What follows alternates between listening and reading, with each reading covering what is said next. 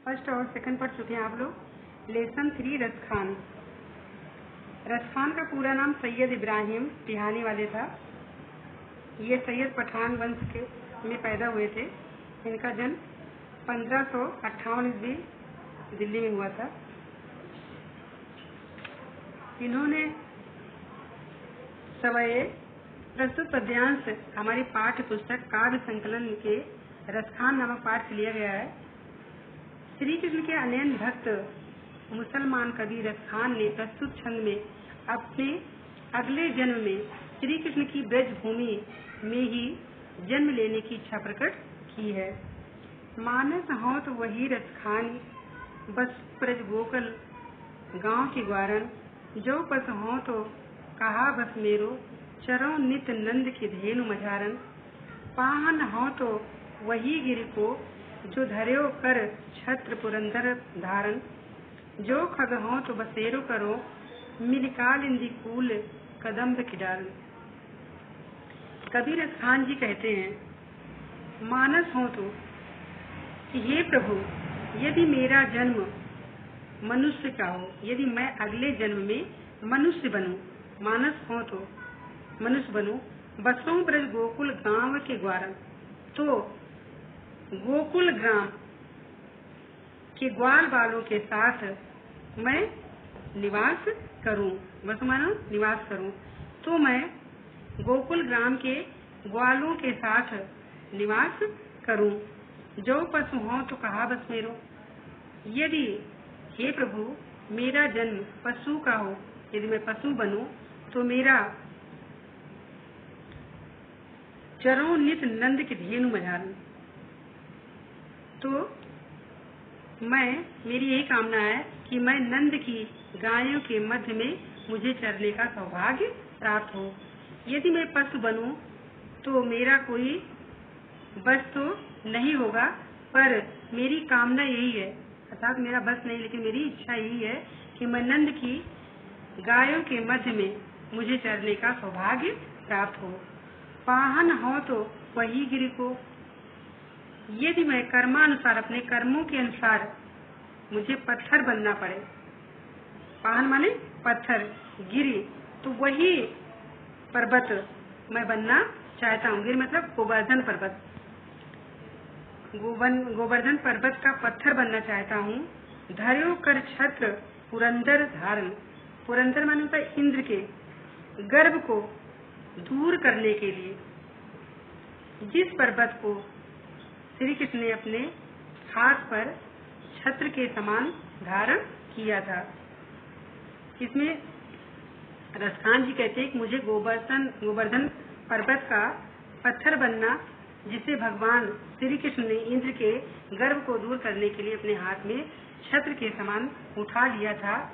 और हे भगवान, जो खग हो तो बसेरो करो, यदि मैं पक्षी बनूं तो बसेरो माने होता निवास करूं। मिल कालिंदी कूल कदम की डालन, नित्य प्रति मैं, कालिंदी माने होता यमुना नदी के तट पर कदम वृक्ष की डालों पर बसेरा करूं। यदि मेरा जन्म पक्षी का हो तो मेरी यही अभिलाषा है कि मैं नित्य प्रति अर्थात प्रतिदिन मैं यमुना तट के कदम वृक्षों की डालों पर बसेरा किया करूं। कबीर रसखान जी कहते हैं कि हे प्रभु, यदि मैं अगले जन्म में मनुष्य बनूं तो मैं गोकुल ग्राम के गांव के साथ निवास करूं। यदि पशु बनूं तो मेरा इसमें कोई बस नहीं होगा, परंतु मेरी कामना यही है कि मैं नंद की गायों के मध्य में मुझे चरने का सौभाग्य प्राप्त हो।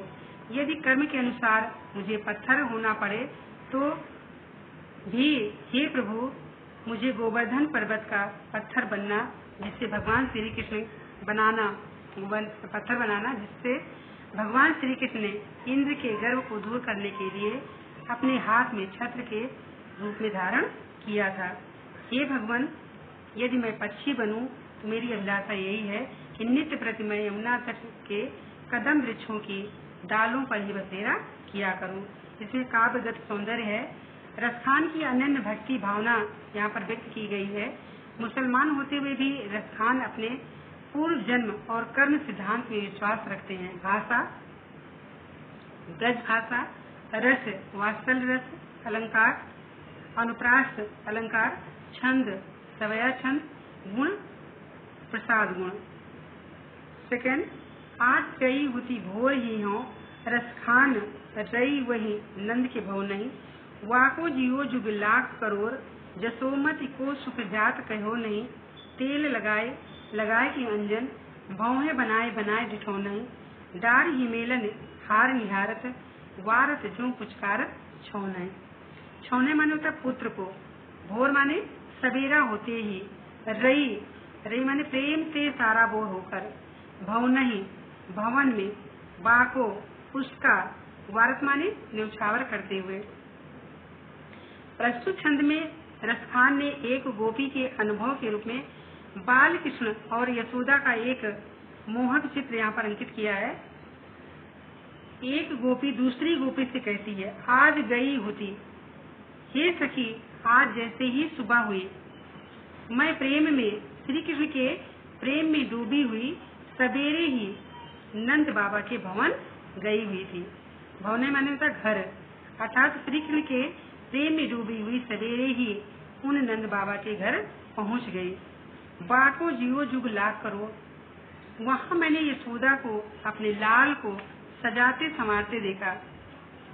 भगवान करे, वाको माने उसका, वह उसका मतलब माता यशोदा का वह पुत्र जुग युगों तक, लाख करोड़, करोड़ माने तो करोड़ों और लाख, अर्थात लाखों और करोड़ों युगों तक जीवित रहे।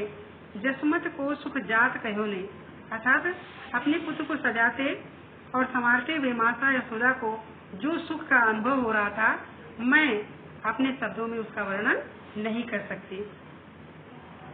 तेल लगाए लगाए के अंजन, भौं बनाए बनाए डिठौने, वह अपने पुत्र श्री कृष्ण को तेल लगाए, तेल लगाकर, अंजन माने होता काजल, और फिर काजल लगा करके भौहें बनाए और सुंदर सी भौहें बनाकर डिठौने, डिठौने माने किसी की नजर न लगे, अपने पुत्र को काला टीका लगाती हैं। और डार हिमेलन हार निहारत, और गले में हार एवं हमेल पहना करके, तबीज, हमेल मतलब तबीज पहना करके उसे इस प्रकार से निहारती हैं, पुचकारती हैं, अर्थात अपने प्राण निछावर करती हैं। पुचकार छोड़ने अर्थात भावावेश, भाव के आवेश में वह अपने पुत्र को बार बार चूमने लगती हैं। सचमुच यशोदा के इस सुख का वर्णन मैं अपने शब्दों में नहीं कर सकती। इसमें भी यशोदा की मातृ सुख का सहज वर्णन इस छंद में हुआ है। भाषा, ब्रज भाषा, अलंकार, अनुप्रास, रस, वात्सल रस, छंद, सवया छंद और गुण, प्रसाद गुण।